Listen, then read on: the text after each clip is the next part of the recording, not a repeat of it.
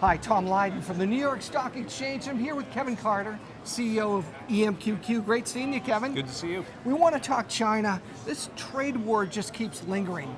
Is it ever going to end? Well, it will pass. It's unclear how quickly that will happen, but it's clearly happening now.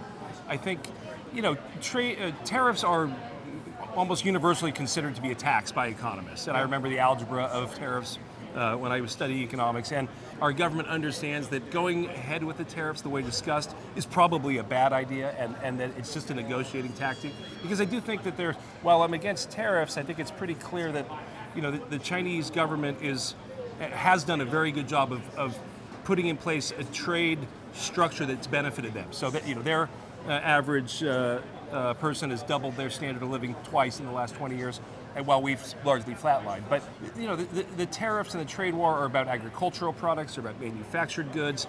EMQQ is about people in China ordering food delivered from their Whole Foods, the Hema market, which is part of Alibaba. So we're not really affected fundamentally by what's happening, but obviously the stock market and the fundamentals are not the same thing. Right, so you have your finger on the pulse, you know what's going on over there, but basically what you're saying, online retail in China is less affected by trade than conventional stocks in China. That's quite true. I mean, EMQQ is not involved with the trade war. EMQQ is about people in India watching videos tonight for the first time on their smartphone. It's about people in Africa buying things using Jumia, the recent IPO here. So no, EMQQ should not be affected fundamentally by the trade war, but obviously the markets and fundamentals are not the same thing. So it got caught up in the same headwind when China slows down a little bit.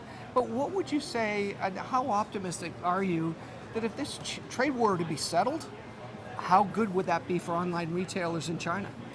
Well, I think it'd be great for sentiment. I mean, online retailers in China and India and Africa and Brazil, they're doing great anyhow, fundamentally. Yeah. It's more about the sentiment of investors. And right now, this is really the opportunity. I mean, the sentiment has been quite poor, and valuations are quite reasonable. So, in the case of EMQQ, the PE ratio is 23, 24. The revenue growth is still over 30%. So the PEG ratio is 0.7 versus the S&P 500 having a PEG ratio of 4. It's created, I think, really a wonderful opportunity. And more importantly, so many people are U.S.centric and myopic in the way they're investing today. Very, very few are investing outside the U.S. Now's the time to consider it, wouldn't you think? Well, absolutely. I mean, there's no doubt there's a home court bias.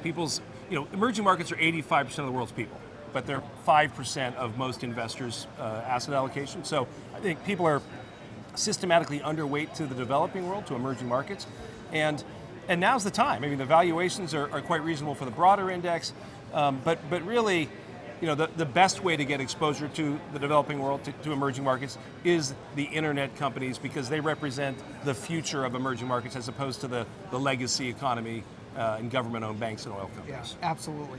Kevin, as always, great seeing you. Great, thanks. Good to see you.